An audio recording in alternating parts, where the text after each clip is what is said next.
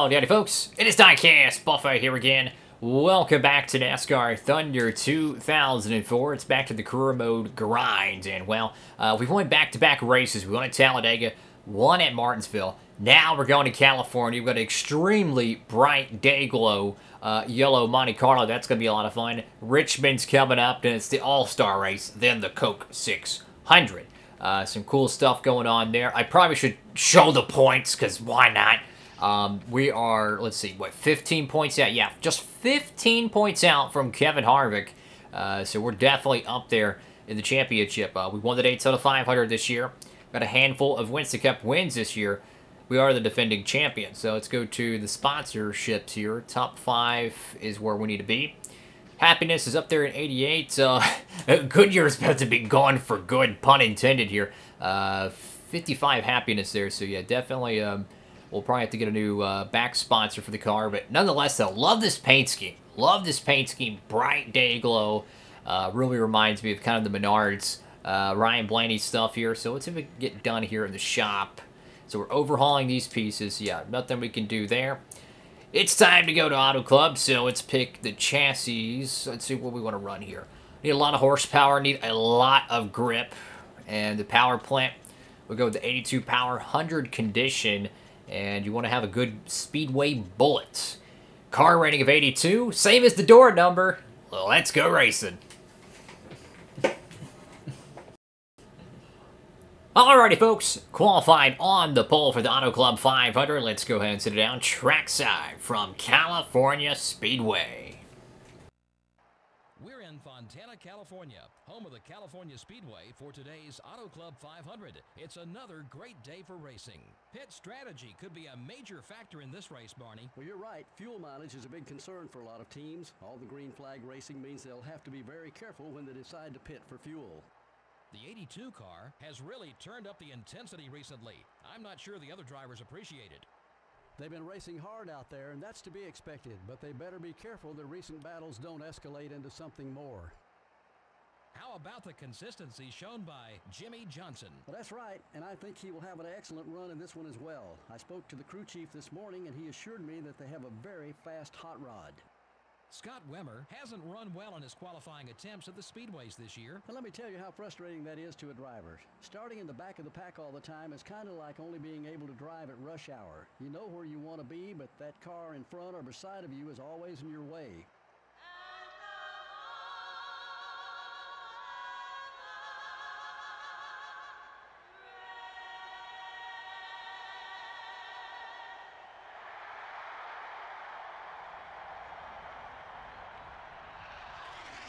Gentlemen, start your engine. Alrighty, folks, here we go. Front row, you got, of course, the 2008 Cup champion alongside the defending Cup champion. Of course, we're in the 2010 year season. This is going to be a lot of fun here. Bright day glow Monte Carlo here in the bright California sun. This is going to be fun here, guys. So, a lot of horsepower, no gimmicks. Full throttle, Gen 4 stock car racing. Here we go. 25 circuits. Let that horsepower reign. You'll see speeds up over 200 miles per hour here. It's going to be fun. Horrible start there for us. Something about the gear ratios, which is, it's normal. You know, when you want to get a super quick lap, generally the start of your, your fourth gear, the early portions of it struggle pretty bad. So that's kind of expected, even though we just lost 7 positions. I think we can get it back, so not too concerned there. I'd rather just be patient, try to fight our way back to the pack here, but kind of have to tip the cap a little bit to the 57 car. I mean, think about it. This was a 33rd, 35th place car week in, week out last season. Here they are, the top 5 with a brand new driver.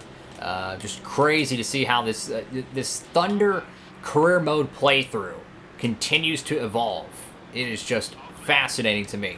So Dale Jr.'s out front there. I think he's actually going to get passed by Jimmy Johnson, the California native. Car is very loose. This idiot, oh my gosh, this freaking idiot's trying to block me here. He knows he ain't going to be able to hold on to 7th place for long. Dang it, man. That really killed our momentum. All right, let's try to back it up, get some draft off the Home Depot Chevy, and let's try to fight back up there, man. That gear ratio really hurt us at the start of the race. It's unfortunate, but hey, we did get the pole, so that tells you we had to do something. We had to sacrifice somewhere in the gear ratio to get that pole. And unfortunately, it's the very bottom, the start of the 4th gear. That's where we pretty much drawn that speed out of. So now we've gotten around the Dumb and Dumber, so to speak. No disrespect to the 57, but mostly the purple car there. Anyways, we're 1 spot out from a top 5 as the car just got ridiculously loose there. Holy cow. We got a fast piece. It's just trying to stay with the track conditions and keep our car up front is going to be so challenging. Because more times than not, you'll see one driver just belt away from the entire field. And then come the pit stops. Oh, we got an engine failure here. I'm going to give Gordon some room so he don't crash. Looks like it's going to be, yeah, the 41 car there, Ganassi. They're going to have an engine failure. But generally, you'll have one extremely fast car. They're going to pit. And then they get even faster after the freaking pit stop. So it's like a double whammy, you know? It's like giving them... they're already fast with the V8, so it's just give them a V10, basically. I mean, it's just ridiculous. So anyways, we're lacking a little bit of speed here, honestly. We're lacking a little bit of speed here. The adjustments I want to make on the pit stop here, definitely got to get the air pressure right. That's going to help, I think, compensate for the gear ratio adjustments. Going to put some air pressure in it. That should help increase the acceleration. I will say, though, tire-wise, they're feeling pretty good for 5 laps. 5 laps at Auto Club's a long time. 2-mile super speedway. 25-lap race. So it's definitely an endurance. Car feels pretty good with the right front grip. It's landing pretty good, but I can definitely feel it starting to give in 1 and 2, though. But it's still got some grip in it. Now, one thing I love about Michigan and Auto Club is just drafting. You're never truly out of it as long as you can draft with somebody. Now, Gordon's going to really kind of bug us there a little bit, yeah. If he wasn't there, I probably could have flat-footed the corner, lifted right at the end, and got around him, but I think we'll be able to eclipse him with the draft.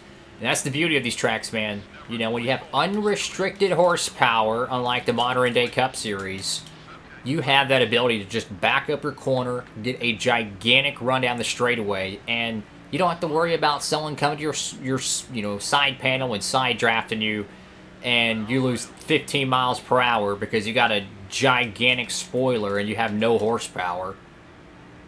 Back when Michigan and Auto Club used to pretty much sell out every race, it seemed.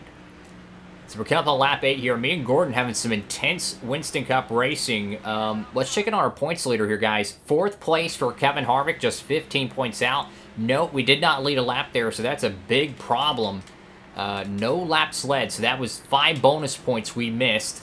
And there goes the tire degradation here. Definitely, we're slipping in 1 and 2 pretty badly. Gordon's much stronger there. Do we want to make the car even looser? I don't think so. Honestly, I think we just need an air pressure adjustment. Try that and see if that kind of fixes the acceleration problems, because I don't think we're going to be able to make this car turn any better, making it looser. I think that's going to help us wear tires more than anything. So, it's unfortunate, but you never know. I'm not giving up on this race yet. I'm not giving up. 7th place is still great, though. Even if we lose 30 points to Kevin Harvick, I'm not too worried about it. Maybe the guys up front will pit early and we could maybe stay out and steal a lap lead. Who knows? Generally, that doesn't happen. You'll see one of them kind of stay out there for a while, but you could just see Kenseth. I mean, he's able to cut through the corner so much, just cleaner, you know? Just a clean, sharp apex. Nothing special about it. You're not turning too much on the wheel. Has the horsepower down the straightaway, no drafting help, and still able to gap me. So that just shows you the gear ratios are not in our favor. They were extremely fast in qualifying trim, but they're not working out here in the race trim. See if we can try to get around Matt Kenseth here. You know, we won the last 2 Winston Cup races. So, I mean, we've stacked a very good amount of points, but it's so early in the season. You know what I'm saying? the points we gain right now, it's so early in the year. I mean, we're one DNF away from still being probably outside the top 8 in points, right? We're second. So, anyone can win this championship. But what I do know is that the points we are in right now, we're going to carry all the way to Homestead for the championship. So there's 2 ways you can look at it. You could say it's an extremely long season, and a negative way saying, well, how are we going to get there, how we're going to keep it, there's too many variables. Or you could say, you know what, it's a long season. If we make a mistake, that's okay. But if we have a great day, I know we can carry that all the way to Homestead. And that's, I'll take a top 10. I'm going to pit early here, too. Just kind of audible right here. Gonna pit here. Let's see. No speeding penalty. Almost sped there. I thought it was 75. No, it's 70. Okay. No damage repair. Look, we're gonna, let's see. Let's go up to like 26 on the PSI. I'm gonna keep the wedge at -1. No repair, damage, 4 tires. I'm hoping this works. I'm hoping this works. I think the car settings was -1 on the wedge. Sometimes when you go down pit road, it actually resets it. So that's why I adjusted that, because I've had it one time where I had an extremely loose car at Bristol. Like, it was good, right? I pitted, and the game reset my wedge adjustment to neutral. So when I exited pit road, it was plowing like a dump truck and took us out of contention. So you do have to stay heads up on that, because sometimes the game will adjust that for you in a negative way. So anyways, we're going to lose some track position there to the 30 car. 16-second pit stop, I'll take it. Oh, car's really loose. Don't skid the tires. A lot of traffic here. Be careful. Be careful. We don't need a DNF right now. Let him go. Just let him go. Let him go. There we go. Okay. If we can, try to catch a little bit of draft. All right. So the acceleration should be better. It's not going to be where we need it, but it's going to be a lot more offensive. We should be able to attack better now. Because Auto Club, the corners are so long here that you really need to have that speed. Because it snowballs, right? If you have a top-line speed car at Martinsville, well, guess what? It's only going to show up for like 3% of the racetrack. But if you have a top-line speed car, we're going to just slap the fence there. That was not good. Keep it in the outside lane. Wow. That was not good. Okay, so we're... Newman's out front. I think some cars are a lap down here. What I was trying to say is that you really need a top-line speed car to be competitive. That was dicey. That was dicey. But if we're in the back here, I'm going to come down pit road. I'm going to top off on fuel. Yeah, we're 40th here. Look, who has it pitted, though? Do we pit? I think some guys still have to pit here. You know what I'm going to do, guys? We're going to come back down pit road. I know we're not going to be anywhere near competitive if we don't repair the damage. So I'm going to pit here. I don't care if some other cars pit or not. I'm going to get this damage repaired because we have no shot at a top 30 without it. So, good news, bad news. There's some cars pitting here. So that does give us a little bit of an option to leapfrog them, so to speak. As I drink my coffee here. Bad news is that we're probably going to have an 18-second pit stop. So, barring anyone getting caught on pit road, you know, they pull out of their box and another car comes, so they have to wait. Barring any of that shenanigans, we're probably going to come out exactly where we came in, 40th. So, it sucks we're not in the top 10. Kevin Harvick just pitted, though. You see that? That's what I'm saying. That could be throwing a dog a bone right now, man. If Kevin Harvick's in the back, at least he's within arm's reach. Yeah, he just pitted, came off pit road. He must have took 2 tires there. You seen that? How quick it was? These guys took 2 tires. There ain't no way Kevin Harvick was already done with his 16-second pit stop when we were at 10 seconds. There's no way. So Kevin Harvick, I don't know. Unless he was the first car down pit road. Either way, we're back at the pack here. We have 4 fresh good years. We're going to have about 9 full laps of racing. Barring any more cautions here. Terrible luck with the gear ratios. But we have nothing to lose and everything to gain here. We got to be aggressive and fight and rally. Good news, Kevin Harvick's in the back, so we're not expecting him to go up front and get a top 5 or anything. Bad news, we're in the back as well. So we're going to lose points to the points leader, I think, regardless. But I think we can minimize the damage. Making that wedge adjustment back to half a negative turn, I think was a plus. I think the car was really loose, and that's why the incident happened. So that's on me for not making the right adjustments.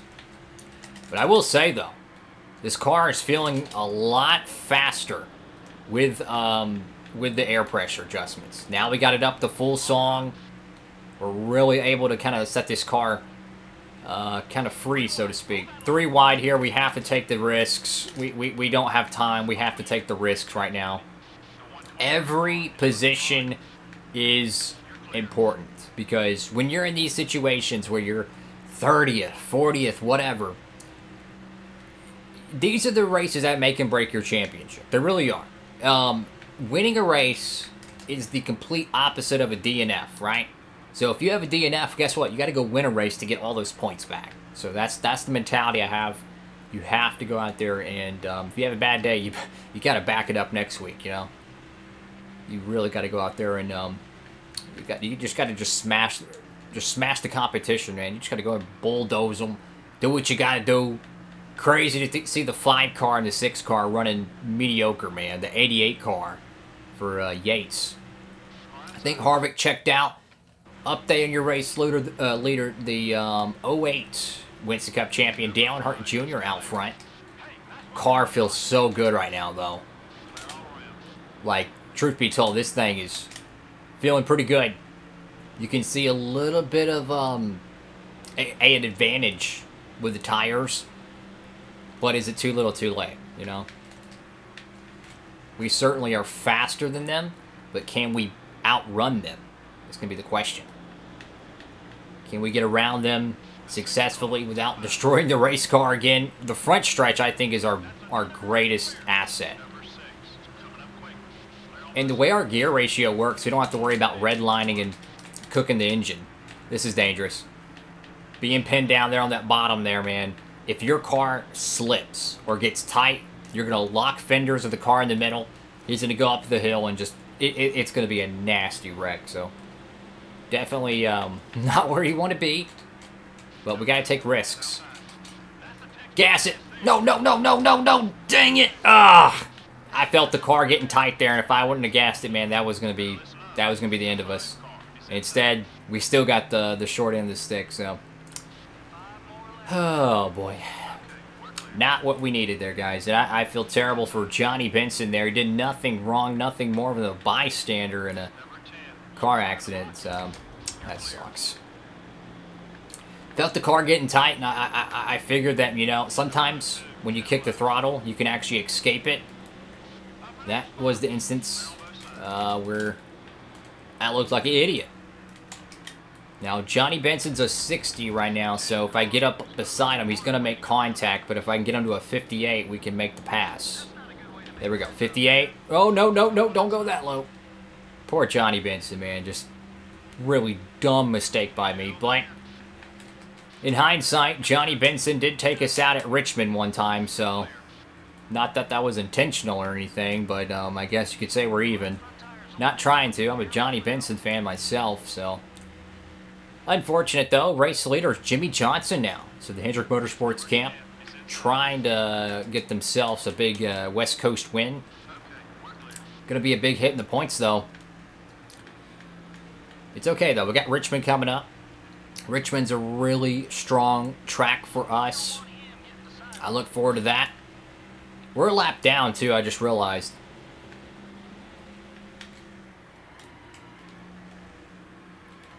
So I'm guessing that lap down came because, wait, how did we get a lap down? Hold up. Oh, yeah, we pitted early. That's right. Okay. I was about to say, how did we get a lap down? No, we pitted early. That's right. And, I'm going to give Benson some room. No, no, no. Man, this sucks running 39th. This just sucks. Not where we need to be, guys. Already ready for Richmond. Go ahead, pack up the pit box, get the short track car ready to go because, unfortunately, our yearly visit out west to Fontana was not a potent one. But I'm going to try to get around the 5 and the 10 car if I can. If I have to split them 3 wide, I'll do it. Back up the corner. Come on, come on, come on. I got to get around this 5 car at least, please. Number 5 is still there. Take it easy. That pass was for position. Nice. 38th. Dang, man. Not a good run. Johnson's going to oust Tony Stewart, and that is a huge win for Hendrick Motorsports. Horrible day for the 82 car. Wow. So, yeah, definitely unfortunate into that one, fellas. But, yeah, we're going to come home in a mediocre position. But how did Kevin Harvick pit at the end of that race and finish top 5? I told y'all he was not going to finish top 5. And guess what? He finishes top 5. Check this out, though.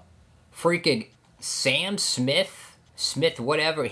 This dude qualified 4th and he finished 13th in a car that ran 30th at best. But check this out. Tina Gordon from 32nd gets a top 10. Brian Vickers, Jeff Burton. Oh my goodness, man. Man, crazy stuff there. So the tides have kind of turned there. And they're definitely going up there in the points. The bottom of the barrel, though, is going to be the 41 car with the DNF on lap 2. Freaking lap 2. That is just crazy. So definitely a good run for some of the mediocre teams out there. Terrible run for the 82 car there. So Harvick, let's see. How many points did Harvick get on us? 160 there. He did not lead a lap there. So you go all the way back down to, what, 40th, 38th. Let's see. We didn't lead a lap even though we qualified on pole. 49 points there. So unfortunately about 111 point swing. Plus the minus 15. Yeah.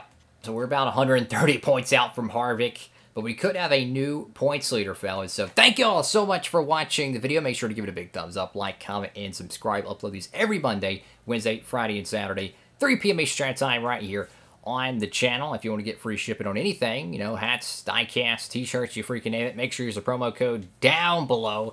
Diecastbuffet is the code, all one word, no space in between, at Circle B Diecast and Plan B Sales. Of course, you know, just a minimum order of $20, and guess what? Free shipping, fellas. So have a great one, folks. Thank you all so much for watching. Hopefully Richmond will be a much, much better show. Diecast Buffet, signing off.